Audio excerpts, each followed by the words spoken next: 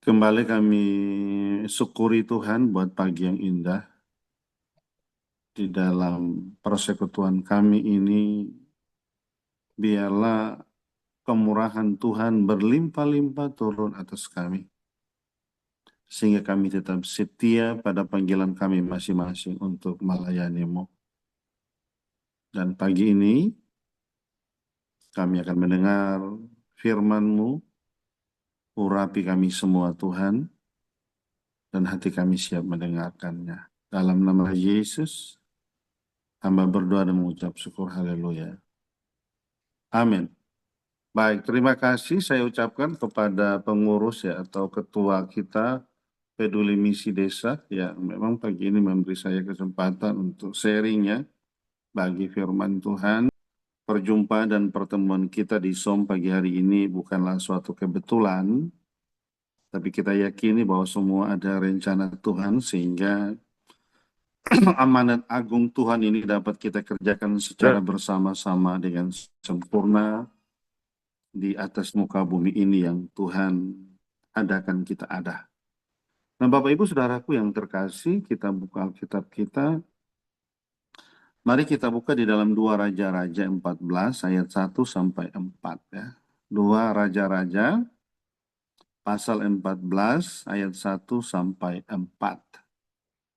Sekali lagi, mari kita buka Alkitab kita di dalam 2 Raja-Raja pasal 14 ayat 1 sampai 4. Saya baca buat kita semua pagi ini. Demikian bunyi firman Tuhan. Dalam tahun kedua zaman Yoas bin Yoahas, Raja Israel, Amasya, anak Yoas Raja Yehuda menjadi raja. Ia berumur 25 tahun pada waktu ia menjadi raja dan 29 tahun lamanya ia memerintah di Yerusalem. Nama ibunya ialah Yoadan dari Yerusalem. Ia melakukan apa yang benar di mata Tuhan, hanya bukan seperti Daud bapa leluhurnya. Ia berbuat tepat seperti yang diperbuat Yoas, ayahnya. Ayat 4, namun demikian, bukit-bukit pengorbanan tidaklah dijauhkan.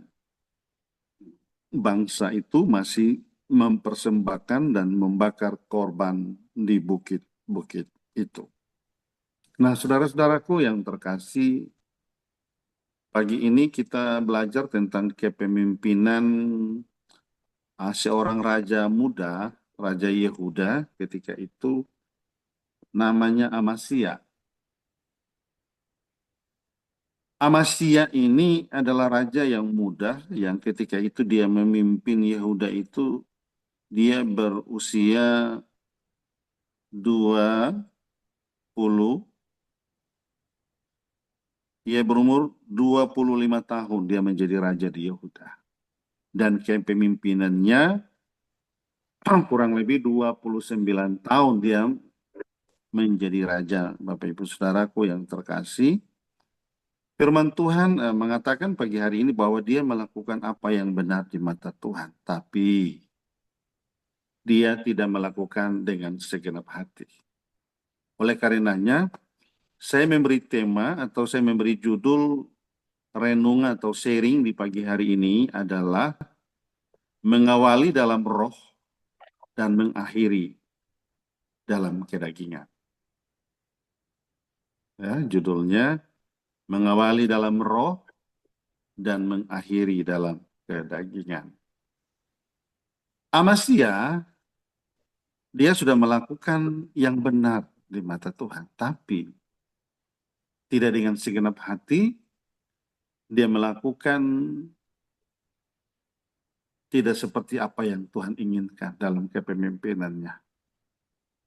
Dijelaskan di sana dalam firman Tuhan yang barusan kita baca bahwa dia masih membiarkan bukit-bukit pengorbanan sehingga banyak bangsa Israel masih mempersembahkan dan membakar korban di bukit-bukit, alias mereka menyembah berhala.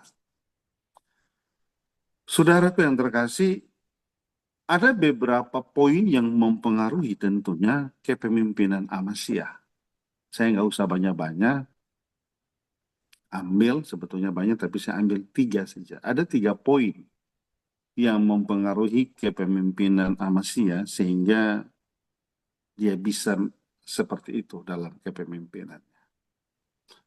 Poin yang pertama yang saya dapatkan adalah itu mengenai didikan Bapak Ibu. Ya, semua kita tahu bapaknya Amasya dia melakukan apa yang jahat di mata Tuhan.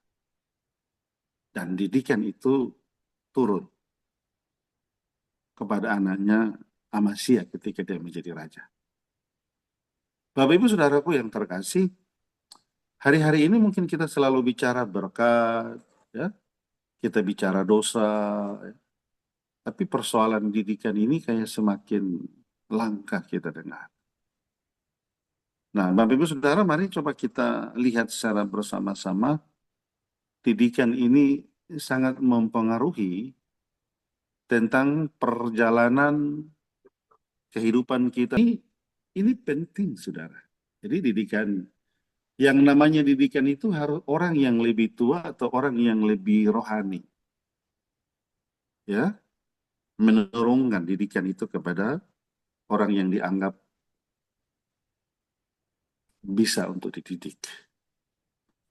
Oleh karenanya kita sebagai hamba Tuhan, kita sebagai pemimpin rohani atau pemimpin yang Tuhan percayakan, mari kita belajar untuk menjadi contoh, menjadi panutan yang baik, ya, teristimewa dalam keluarga, jemaat, dan masyarakat lebih luas. Supaya apa? Dunia mengenal Allah itu lewat panutan dan suri teladan kita. Jadi saudara jangan menganggap sepele tentang didikan ini. Saya secara pribadi, anak saya 2, tapi kadang saya masih belum sempurna menjadi ayah atas anak-anak saya. Ya, saya selalu belajar ketika saya melihat bahwa anak-anak saya nampaknya kurang suka dengan cara atau keputusan, saya langsung cepat mengambil alih dan meyakinkan mereka bahwa saya adalah sosok ayah yang bisa menjadi kebanggaan buat mereka. Nah, jadi Bapak Ibu Saudaraku yang terkasih, mari kita belajar terus untuk kita bisa menjadi contoh. Dalam bahasa Ambon itu dikatakan biar kita bisa menjadi sombak buat orang lain. Poin yang kedua dari kepemimpinan Amasya ini saya dapatkan adalah roh kesombongan, saudara-saudara. Amasya ketika dia ada di puncak kesuksesan menjadi Raja Yehuda ketika itu, dia menjadi sombong, saudara. Saudara bisa lihat ayat-ayat selanjutnya ke bawah. Ya. Dia menjadi sombong, menjadi angkuh, karena dia bisa menaklukkan. Ada satu bangsa yang besar di sana dijelaskan namanya bangsa Edom. Ya. Amasya menaklukkan bangsa Edom dan menumpas para kesatria Edom itu sebanyak kurang lebih 10.000 orang. Dan keberhasilan ini membawa Amasya bukan menjadi rendah hati, bukan menjadi tunduk pada otoritas Allah, bahwa kemenangan yang diraihnya adalah merupakan pertolongan Tuhan, tapi justru dia membusungkan dada. Seolah-olah itu adalah kekuatan dan keperkasaannya untuk dia menjadi menang, saudara-saudara. Saya belajar di sini bahwa kesombongan inilah membuat Amasya jatuh. Kesombongan inilah membuat bangsa Yehuda itu porak-poranda. Oleh karenanya, sebagai pemimpin kita, sebagai gembala, sebagai pengurus gereja, ketika dalam segala hal Tuhan izinkan kita ada di puncak yang paling tinggi dalam keberhasilan dan kesuksesan kita, kiranya kesombongan itu jangan sampai bersarang dalam hidup kita. Karena kesombongan adalah musuh Allah. Amin. Ya, kesombongan. Jadi, salah satu poin yang mempengaruhi kepemimpinan Amasya itu kesombongannya. Hancur dia. Yehuda hancur. Dalam sebuah kepemimpinan, dalam sebuah pengembalaan, dalam sebuah pelayanan. Ketika kita sebagai hamba Tuhan, gembala, ketika kita menjadi angkuh, ketika kita menjadi sombong, ketika kita menjadi menyamakan atau membeda-bedakan pelayanan A, B, dan C, dan seakan-akan kita yang lebih hebat, itu adalah tanda-tanda kehancuran mulai mengintip saudara dan saya. Oleh karenanya, mari kita belajar lewat kepemimpinan Amasya ini untuk kita tidak menjadi sombong, saudara-saudara. Mari kita belajar, saudara-saudaraku yang terkasih. Sehingga dalam kepemimpinan kita sebagai gembala atau sebagai hamba Tuhan, sebagai pelayan Tuhan, kita hindari benar namanya kesombongan kalau kita tidak menjadi hancur dalam pelayanan kita. Amasya ketika dia mengalahkan bangsa Edom di lembah Asin di sana, 10.000 ditumpasnya. Sebenarnya ini menjadi kredit poin dia di hadapan Allah. Bahwa ketika dia melakukan apa yang benar di mata Tuhan, Tuhan memberi garansi kepadanya sehingga dia meraih kemenangan itu. Tapi di saat dia raih kemenangan itu, dia justru membelakangi Tuhan. Nah, kadang kita gembala juga kadang terperangkap ya pada perangkap-perangkap semacam ini. Jadi mari kita coba belajar di generasi kita di hari ini untuk selalu melihat apakah memang saya ini sombong apa tidak sombong saya ini ya. Jadi jujur, saya juga karena secara pribadi ketika teman-teman saya datang, misalkan mereka melayani dari kampung-kampung ya datang ke kota, kadang seolah-olah saya itu menjadi terhebat dari mereka. Tapi ketika saya belajar dua raja-raja ini, saya minta ampun sama Tuhan. Dan saya belajar untuk memprioritaskan mereka jauh lebih dahsyat dari saya. Ya, mari kita menjadi hamba yang setia. Kita menjadi hamba yang taat. Kita menjadi hamba yang rendah hati. Seperti apa yang telah Allah gariskan di dalam firman-Nya untuk kita tetap menjadi contoh, menjadi panutan yang baik. Karena tugas kita adalah melaksanakan amanat agung Tuhan. Tanggung jawab saudara dan saya adalah kita harus melaksanakan tanggung jawab amanat agung selama Tuhan memberi napas kepada kita. Kita harus berbuat, kita harus melakukan apa yang telah perintahkan kepada kita. Orang melihat kehidupan kita, mereka bisa diubahkan dan mereka percaya Yesus sebagai Tuhan dan Juru Selamat. Amin. Jadi tidak semuanya kita memperkatakan firman Tuhan, tetapi firman yang telah masuk dalam hidup kita ini dia harus menjadi hidup. Supaya firman yang hidup dalam diri kita ini berimpartasi kepada orang-orang yang ada di sekitar kita. Sehingga mereka melihat kehidupan kita, mereka memuliakan Tuhan. Amasya, nampaknya dia salah melangkah.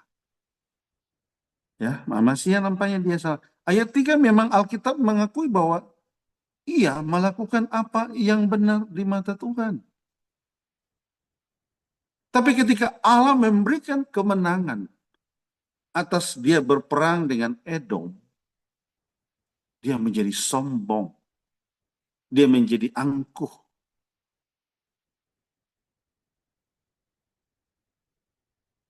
Akhirnya apa? Kehancuran. Kalau saudara baca seterusnya ke bawah, justru ya dia hancur pora-poranda di sana. Ya, dia hancur pora-poranda di sana, saudara-saudara. Dan yang terakhir, poin yang terakhir, di dalam kepemimpinan Amasya ini saya dapatkan adalah mengenai nasihat. Jadi Amasya ini ketika dia menjadi raja, dia sudah tidak lagi butuh nasihat dari orang lain. Kita bisa lihat di dalam ayat ini, ya Bapak Ibu Saudara, dia mengundang raja. Ayat 5 dikatakan segera sesudah kuasa kerajaan itu kokoh di tangannya, dibunuhlah pegawai-pegawainya yang telah membunuh raja, yaitu ayahnya. Oh, ada ayat 4 di atas. Tetapi demikian bukit-bukit pengorbanan tidaklah dijauhkan, bangsa itu masih mempersembahkan dan membakar korban bukit-bukit itu. Segera sesudah kuasa kerajaan itu kokoh di tangannya, dibunuhnyalah pegawai-pegawainya yang telah membunuh raja, yaitu ayahnya. Tetapi anak-anak para pembunuh itu tidak dihukum mati olehnya seperti yang tertulis dalam kitab Taurat Musa, di mana Tuhan telah memberi perintah, janganlah ayah dihukum mati karena anaknya, janganlah juga anaknya dihukum mati karena ayahnya, melainkan setiap orang harus dihukum mati karena dosanya. Ia mengalahkan Edom di lembah Asin, 10.000 orang banyaknya, dan merebut Sela dalam peperangan itu, lalu dinamainya lah kota itu Yokteel, begitulah sampai hari ini. Pada waktu itu Amasya menyuruh utusan kepada Yoas bin Yehu, Raja Israel, mengatakan, mari kita mengadu tenaga. Jadi ketika dia meraih keberhasilan yang merupakan anugerah dari Tuhan, justru dia ingin mau berperang dengan Raja Israel. Dia menyuruh pengawal-pengawal untuk menyampaikan pesan supaya mereka berperang. Tapi Raja Israel justru menasihatkan dia, jangan kau lakukan itu. Amasya, dia tidak mendengarkan nasihat itu. Karena dia menganggap Edom bisa dia tumpas, maka Raja Israel pun pasti ditumpasnya. Yang ketiga saya dapatkan adalah Amasya tidak mendengarkan nasihat. Saya memberikan satu analogi di bangsa kita, presiden saja itu dia melengkapi di dalam kepemimpinannya itu ada yang namanya penasihat presiden. Ya. Para penasihat-penasihat ini siang dan malam mengkaji setiap perkataan, setiap sikap, setiap perjalanan presiden atau kepala negara itu dikaji setiap saat. Apakah memang presiden ini berjalan sesuai dengan ketatanegaraan kita atau tidak? Semua ditata.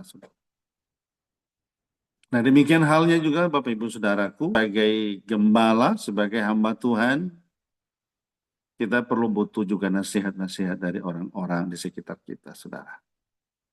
Jadi jangan karena pelayanan saudara sudah berkembang bagus, jangan karena saudara merasa bahwa pelayanan saudara sudah di atas angin, lalu kita mulai menutup diri untuk tidak mau menerima nasihat-nasihat.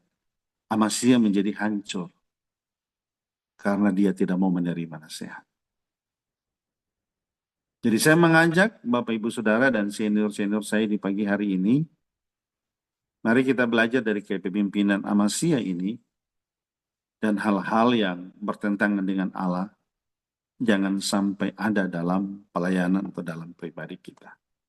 Saya tidak mengambil contoh atau poin banyak, 3 saja, karena saya anggap 3 poin ini juga sudah cukup berat untuk kita laksanakan dalam kehidupan kita dari hari ke hari, Bapak Ibu Saudara.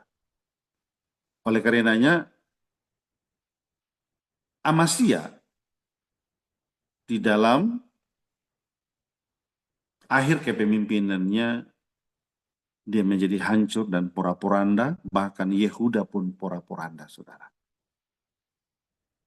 Tuh, seperti tadi sudah saya katakan, judul khotbah diawali dalam roh, diakhiri dalam daging. Mari kita belajar di dalam kepemimpinan kita menjadi gembala, menjadi hamba Tuhan. Kita harus memang memiliki didikan, kita menjadi contoh yang baik, menjadi panutan yang baik. Dan yang kedua, jangan sampai kita menjadi sombong, angkuh. Dan yang ketiga, hendaklah masing-masing kita harus saling menasihati supaya selalu ada sesuatu yang baru dalam kehidupan kita. Ini saja yang dapat saya bagikan kepada Bapak Ibu Saudara sekalian dan senior-senior saya yang saya hormati. Terima kasih, Tuhan memberkati kita. Salam dari saya, tetap semangat dan misi amanat agung tetap berjalan atas kehidupan kita. Tuhan memberkati pagi hari ini. Amin. Ya, mari kita tutup mata, kita berdoa. Bapa di surga, terima kasih saya diberi kepercayaan pagi ini untuk sharing atau bagi firman Tuhan tentang penggalian firman Tuhan yang terambil dalam 2 Raja-Raja 14 mengenai kepemimpinan Amasya. Tapi hendaklah apa yang telah saya bagikan ini Tuhan urapi, sehingga kami sebagai pemimpin, kami sebagai hamba Tuhan, hendaklah kami tidak menjadi sombong dan kami selalu menjadi contoh teladan yang baik, dan kami juga boleh selalu menerima nasihat-nasihat dari sekitar kami ya Tuhan. Kami merindukan kepercayaan telah Tuhan berikan kepada kami. Itu menjadi selalu baru dan tidak pernah habis dalam hidup kami untuk melayani dan mengerjakan amanat agung Tuhan di tengah-tengah dunia ini. Terima kasih Bapa di dalam surga. Biarlah Roh Kudus terus mengajari kami untuk kami dapat memahami lebih dari apa yang telah saya sampaikan di pagi hari ini. Sehingga 2 Raja-Raja 14 ini boleh menjadi rema dan kami boleh melakukannya dengan sempurna. Terima kasih Bapak yang baik buat pagi hari ini. Dalam nama Yesus, hamba berdoa dan mengucap syukur.